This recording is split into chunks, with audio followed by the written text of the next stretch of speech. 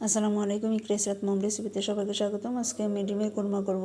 ডিমের কুরমাটা আপনাদের সাথে শেয়ার করব। এখানে আমি ডিম নিয়ে নিয়েছি আর ডিমগুলো কাঁটা চামচের সাহায্যে একটু ফুটো করে নিতেছি যাতে মশলাটা ডিমের মধ্যে ঢুকে। তারপর আমি চুলায় চলে যাব। এই যে চুলাতে একটা কড়াই বসিয়ে দিয়েছি, কড়াইয়ের মধ্যে তেল দিয়ে দিলাম। আর এখন আমি ডিমের মধ্যে লবণ দিয়ে দিতেছি। লবণটা দিয়ে একটু মিশিয়ে তারপর কড়াইয়ে ছেড়ে দিলাম। ছেড়ে দিয়ে হালকা করে ভেজে নেব।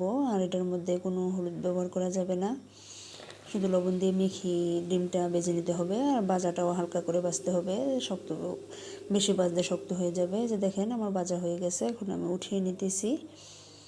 উঠিয়ে তারপর আমি রেসিপিটা শুরু করব। আর যারা আমার চ্যানেলটা সাবস্ক্রাইব করেছেন সবাইকে অসংখ্য অসংখ্য ধন্যবাদ। যারা সাবস্ক্রাইব করেননি প্লিজ সাবস্ক্রাইব করে দেবেন, লাইক করবেন, শেয়ার করবেন।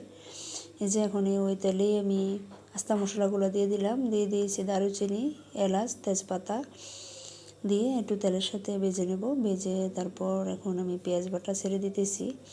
পেঁয়াজ বাটাটা ছেড়ে দিয়ে তারপর পেঁয়াজ বাটাটা একটু ভালো করে ভেজে নেব। ভেজে তারপর এখানে আমি বাকি উপকরণগুলোও দিয়ে দেব। এই যে দেখেন আমার পেঁয়াজ বাটাটা হয়ে গেছে। এখন আমি বাদাম বাটা দিয়ে দিতেছি। বাদাম বাটাটাও একটু ভালো করে ভেজে নেব।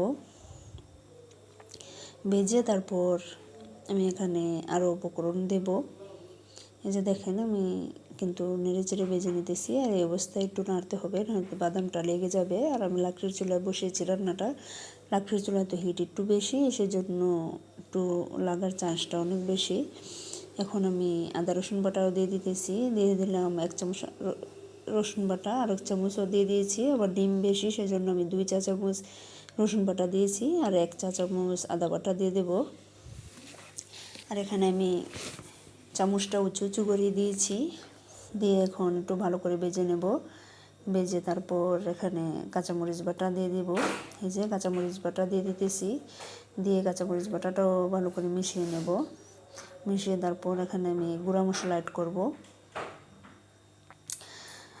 আর গুঁড়া মশলার মধ্যে হলুদ যাবে না। এই যে এখন দিয়ে দিলাম জিরে বাটা, তারপর জিরে গুঁড়া, ধনিয়া গুঁড়া, তারপর মরিচের গুঁড়া। আর জিরে গুঁড়াটা, ধনিয়া গুঁড়াটা আমি 1/2 চা চামচ করে দিয়েছি। আর মরিচ গুঁড়াটা 1 চা চামচ দিয়েছি। আর বেশি দেওয়া যাবে না, তাহলে কুরমাটা খেতে ভালো লাগবে না। এই মশলাগুলো কম ব্যবহার করতে হবে। এখন আমি এখানে দুধ দিয়ে দেব। এই যে দিয়ে দিয়েছি দুধ। দুধটা বলক আসলে তারপর এখানে আমি ডিমগুলাও ছেড়ে দেব। ডিমগুলো ছেড়ে একদম দুধটা ঘন করে নেব। তারপর আমি উঠিয়ে নেব। যে দেখেন আমার বলক আসতেছে। আমি এখন ডিমগুলো ছেড়ে দিয়েছি।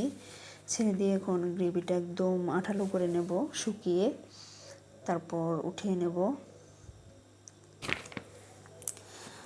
আর আমার রেসিপিটা ফলো করে এভাবে কুরমা বানিয়ে খেয়ে দেখবেন, খুবই ভালো হয় খেতে এবং খুবই সাদামাটাভাবে আমি করতেছি, করে আপনাদের সাথে শেয়ার করতেছি।